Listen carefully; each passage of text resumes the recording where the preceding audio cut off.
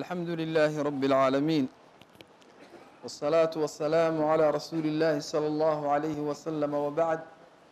السلام عليكم ورحمة الله وبركاته ودرس كأني كوبنا ولا ليال أي نقول تلقى الله بشهر رمضان لبا قصة أو كوبان أيان جعلها إنه ما أنت سوق على النو أنسو سمايه هردع يمقدمه إلهي سبحانه وتعالى waxaa uu inoo sheegay qur'aankiisa kariimka ah intaynu adduunka joogno inaynu imtixaamanahay wanabluukum bishari waalkhayri fitna marna nimcada iyo barwaaqada lagugu imtixaamayaa marna waxaa lagugu imtixaamayaa dhibta iyo duruufaha adag ee ku soo maraya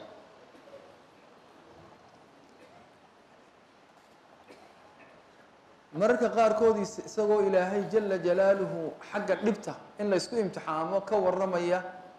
waxa uu yihi walanabluwannakum bishayin min alkhawfi wاljuuci wanaqsin min alamwaali waاlanfusi wاlthamaraat wabashiri الsaabiriin waxaanu aada idinku imtixaamaynaa intuu ilaahay dhaartay waa idin imtixaamaynaa oo waa idin imtixaamaynaa bishayin waa qadar waa xoogaa waa lagu taabsiinaya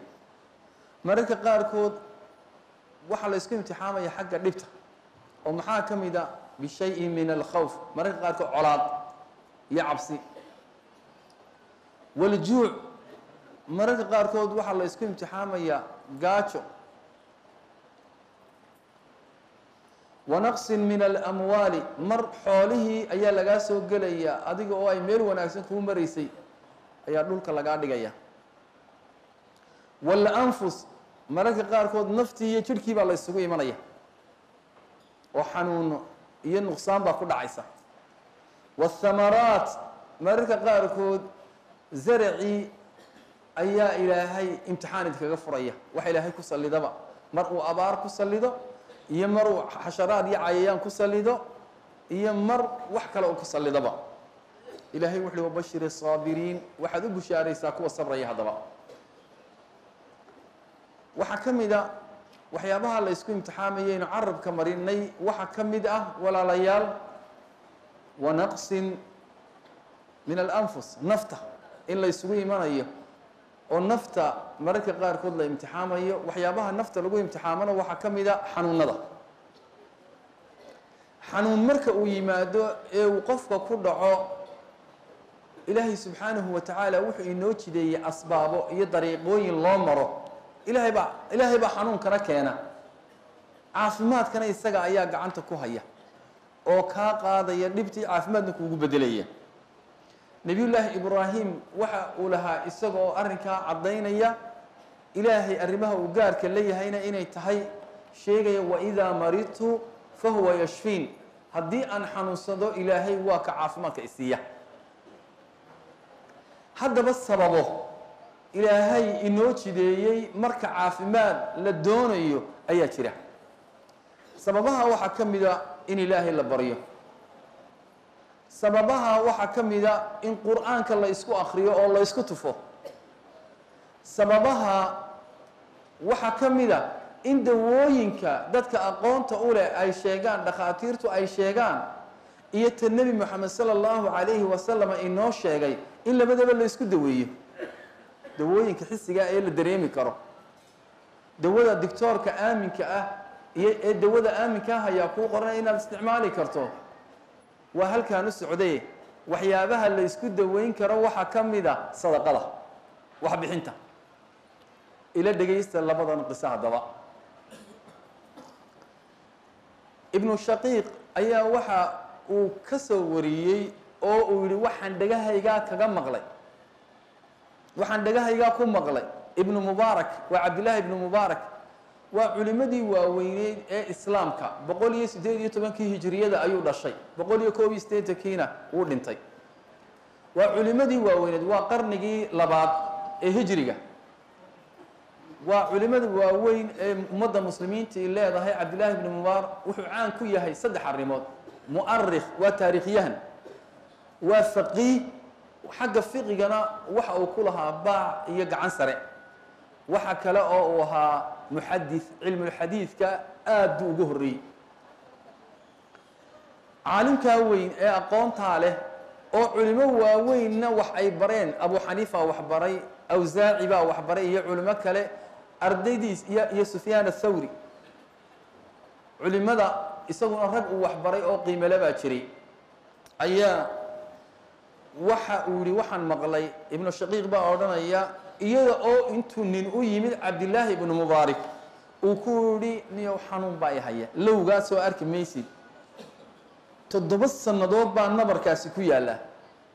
دختروا للنوان ولتقي دختروا للنوان ولتقي وح إلا هذا عافي ماذا ما هيو شيخ بالكورن شيخي بالهالك الله مريك وحكوي لي اذهب دقاق بولي أو واحد قضاء عيل ميل دتكو آدقو باهيهين عيلك باهي بيود ميل أي كترتو عيل كقض وحن رجينا يا دمشق مقابل الصحابي تيوليتينتا أيام ينو صحابية ميل بيه كسو بحيان أو بيهنا اللوجة باهي عيل وقض وحن رجينا يا مركي إيشاس الصبر قطع عيل كاس الصبر قضو إن إلهي ديجن كسعدا إن ديجن كاي استاج ويبوقتن كوجت عليه النبركن إن إلهي عافمات كاسية نكي بعرّ والرادي وهلاي وقضي عيل كذا إلهي بيه كساطوري مركي إلهي بيه وكسا برقية أي النبر كي تدبل السنة لو تاج وين إلهي ديجي كتوشي وإلهي عافمات سي الكلام فهمتين لكن يقين بيوبهانت قصة سوا حيد عضي قرنجي لبعض هجرية أي دعضي أما وقت جاء عباسيين تا أي كل ويد إياه أمويين تمرك إسقالين قصة إما كدعضي بريد ويد دعضي أيان يدنا إدين راعينا إياه قبل ودمنا الخليج قبل با وحى كل عي وحى الله يقنا فشل كلوي كليها فريستي إلهي وحن برينا إن إلهي عاف ماضي النصيو وحي ديب قباء يحنون قبنا إلهي حنون كدل قاضو إن أنتاسي أما الروح الدمر كأهي حنونك ولا دباتوتي مربى دختر كأيس كقد بن نقطة دوين كلا دون نوي قادتي أخيرا وحي نقطي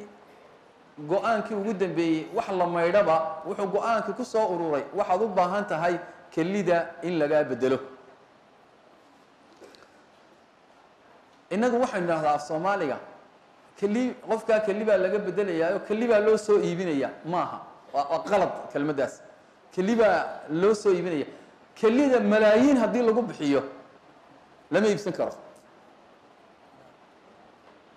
bal taabirkay gabadhan isticmaalaysa eeg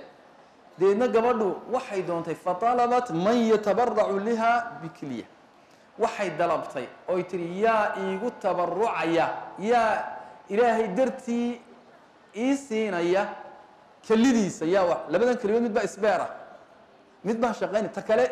ti isbeerka oo ahayd yaa anigu aan ku soo dhaqaajiye jirkeyga yaa iigu tabarrucaya tabarruc bay tiri tabarruc waa wax ilaahay dartii la isu siinayo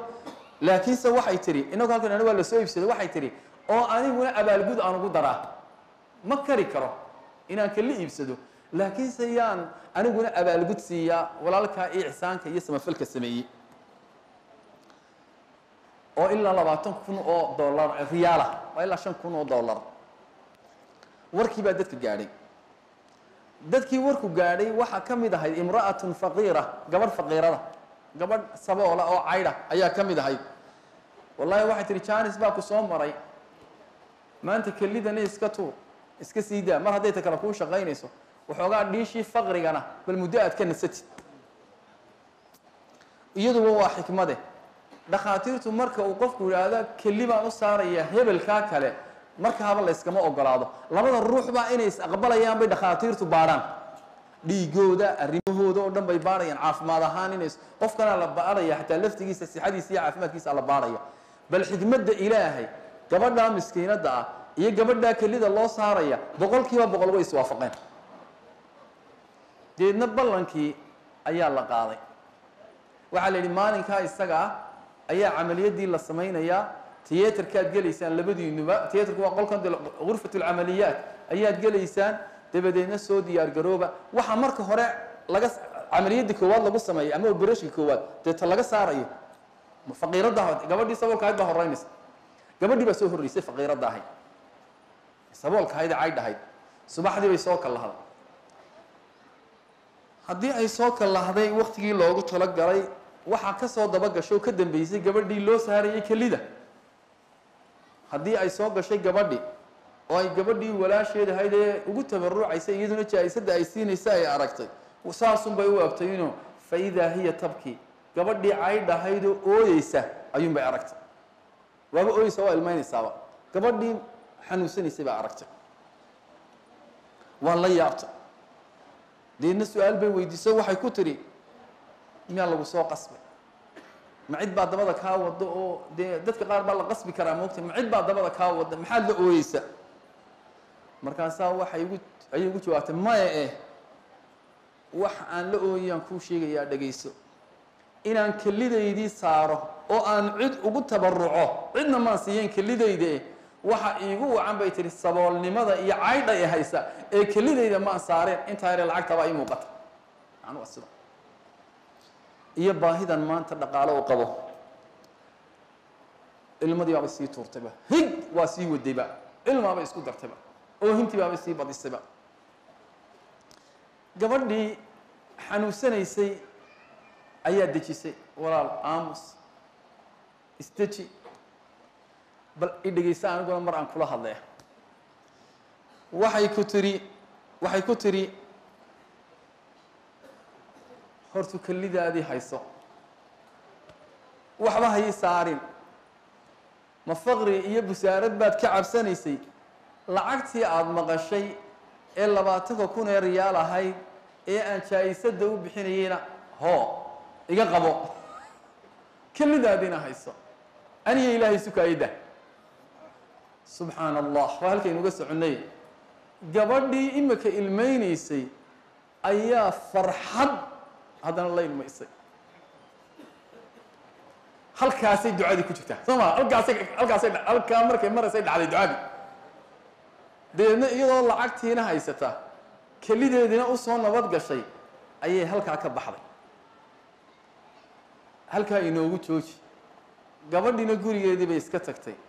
xanuunsanaysay. haddii dhowr cisho ka soo wareegeen, dhakhtarkeedii ay la xidhiidhi jirtay ayay ku noqotay. malafkeedii iyo faylkeediina waa la soo saaraya. gabadhii waa gabadh keliyuhu fadhiisteen oo la wada yaqaano. dhakhtarkii ayay u tagtay, deedna faylkii baa la baadhay, waxaa loo diray cayinaadkii iyo wixii dhiiggeedii iyo hawlaheedii baa la diray. dabadeedna lam yajiduu aya aharin lilmaradi, waxbaba waa laga waayeyba. xanuunba waa laga waayey. yaa xanuunka gacanta ku haya? caafimaadka yaa haya?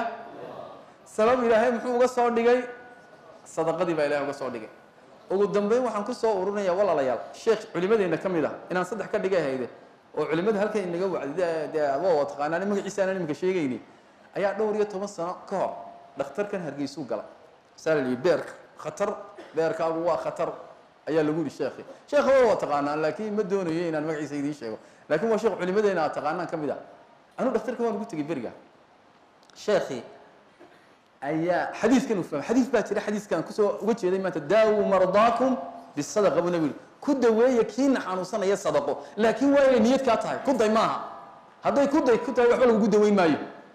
dar ilaah waxaad bixinaysaana wax kugu weyn waa inay yihiin. culimada saas haddaad adigoo haysta $100,000 aad soo saarta 100,000 oo Soomaalilaana, waxa ma taraysa bay yiraahdaan wax weyn oo kugu yaro culus dib kaasiya oo miskiinka ama qofka siinaysan ka farxiya la doonaya mustawahaaga adigu aad tahay. مثلا haddaad $1,000 haysato $300 ama afar haddaad dhiibto مثلا waa xoog. sheekhani xadiiskan u fahansanaa, islaantiisii buu u yeedhay, wuxuu yidhi xanuunkaasaa la sheegay.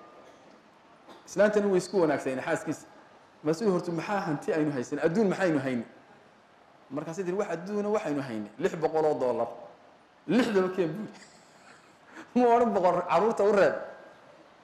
lixdaba keen buuri lixdaba sadaqo u bixi buuri imka si dad jilicsan raadi buuri lixdiiba way bixiyeen sheekhi ilaa yowmina haadaa wuu caafimaad qaba aadna wuu idiin wacdiyey marar badan waxaan weydiiyey sheekhi beri dhaweyd baan su-aasha lacagtaan ka shakiyey lacagta ma 200 buu berigaa kugu yidhi mise 600 buu kugu yidhi saan beri dhaweyd waraystay horta sheekh lacagta maxay ahayd markaasuu yidhi 600 bay ahayd markaasaan ku yidhi ka warran maasuu yidhi arrigu waa halkii uu soo nig ilaahay wax kala iibsanay marka halkaad idinku baarasiti mooliya baad mararka qaarkood u haysataan waxoogaa yaroo dawooyin oo daba carartaane halkana wax ma ka daynaa allah inagu anfaco wajazaakum allahu khayran wasalaamu calaykum waraxmat ullahi wabarakatu